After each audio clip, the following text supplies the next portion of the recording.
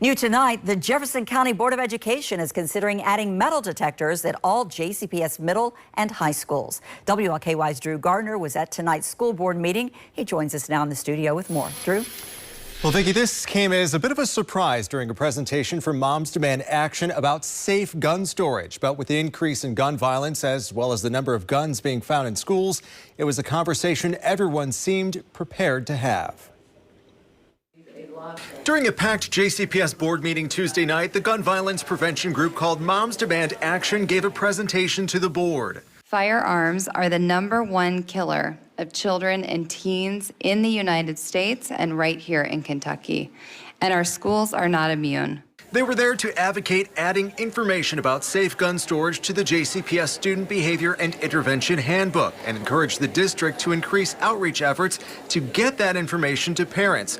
The board agreed and passed the resolution, but board member Corey Scholl took things a step further. I would like to make a motion that Dr. Polio bring the board a proposal to install metal detectors at the April 25th board meeting. The motion got almost unanimous support with the exception of Dr. Chris Kolb. Criminalization of black children will happen in implementation because it's happened everywhere that they've been installed. So I'm not sure why we would think that we would be any different than anywhere else in the country.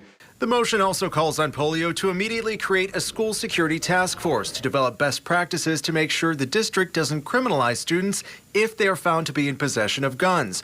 Board member Linda Duncan, who supported the motion, questioned how that would be possible without changing state law.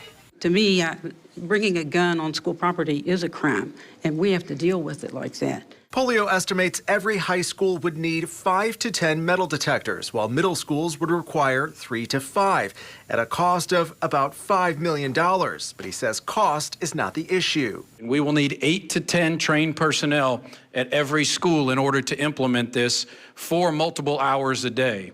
And so I just can't say enough. That is going to be a major challenge with our staffing crisis right now. Polio said it would also require police officers in the schools, something the board has already voted against and would have to revisit. Polio is expected to deliver that proposal to the board by the April 25th meeting, but several board members said they would like to see it even sooner given the concerns they've been hearing from parents throughout the district. Vicki?